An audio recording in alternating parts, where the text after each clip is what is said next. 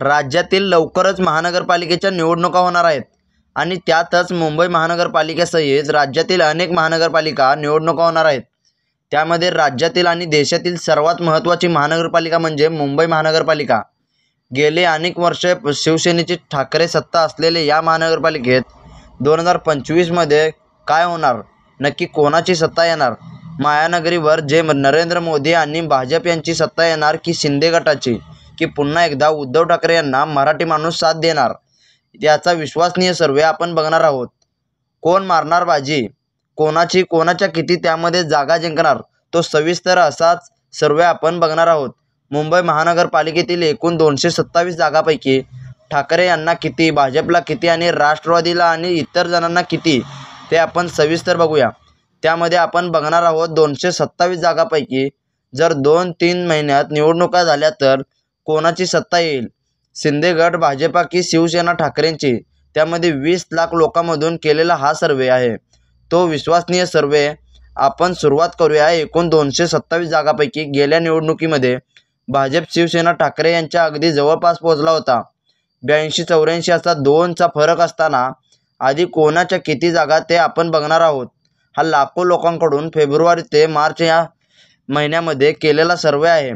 हा विश्वसनीय सर्वे आणि ठिकाणी अनेक निवडणुकात खरा ठरलेला आहे।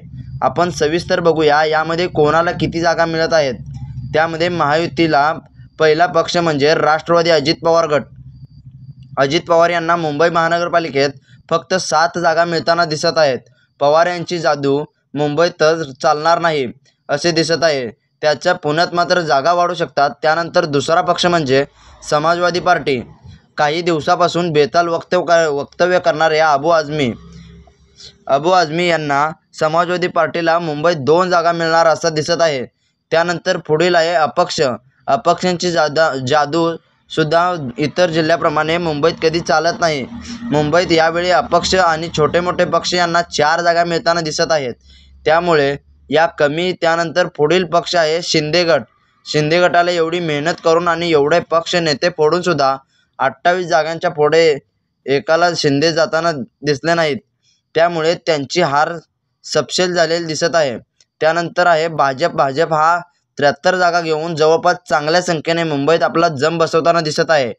मात्र गेल्यापेक्षा मराठी माणूस त्यांच्यावर नाराज असताना कमी जागा दिसत आहेत।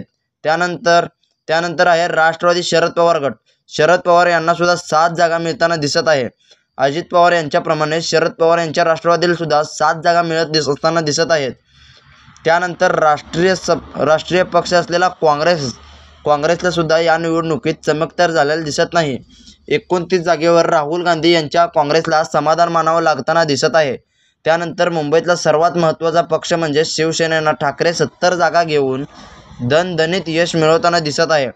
त्यानंतर ज्या शिवसेनेला मराठी माणसाने मुंबईत वाढवले, ज्यांनी 70 जागा दिल्याचं दिसत आहे, त्यामुळे अजून त्यांच्या आणि इतर असे मिळून सत्ता येईल। पण पुढे बघूया। त्यानंतर महायुतीच्या येताना दिसत आहे 108 म्हणजे चांगल्या जागा महायुती भाजप शिंदे गटाने देवेंद्र फडणवीस यांच्या येताना दिसत आहेत। तर महाविकास आघाडी म्हणजे काँग्रेस, शिवसेना आणि राष्ट्रवादी शरद पवार यांच्या जागा 106 जागा येताना दिसत आहेत। त्यामुळे अपक्ष आणि छोटे मोठे इतर राज ठाकरे यांचे पक्ष सुद्धा मनसेला मुंबईत 11 जागा सर्वमध्ये दिसत आहे। त्यामुळे मनसे ही किंगमेकर ज्या भूमिकेत दिसत आहे, त्यामुळे मनसे भाजपला पाठिंबा देणार की उद्धव ठाकरेंना पाठिंबा देणार याकडे सुद्धा लक्ष लागलेलं आहे। त्यामुळे आता काही दिवसातच हा सर्वे आपल्यासमोर आणि लवकरच निवडणुका सुद्धा जाहीर होण्याची शक्यता आहे। आता काही दिवसातच हा सर्वे आपल्यासमोर येईल आणि लवकरच निवडणुका सुद्धा जाहीर होण्याची शक्यता आहे। त्यामुळे आता मुंबई महानगरपालिकेवर कोणाचा झेंडा फडकणार हे दिसून येईल। तर मित्रांनो, तुम्हाला काय वाटतं, मुंबई महानगरपालिकावर कोणाचा झेंडा फडकणार, महाविकास आघाडीचा की महायुतीचा? उद्धव ठाकरेंच्या मुंबईमध्ये किती जागा येतील किंवा शिंदे फडणवीस किती जागा येतील, तुम्ही कमेंट करून सांगा। धन्यवाद। जय हिंद, जय महाराष्ट्र।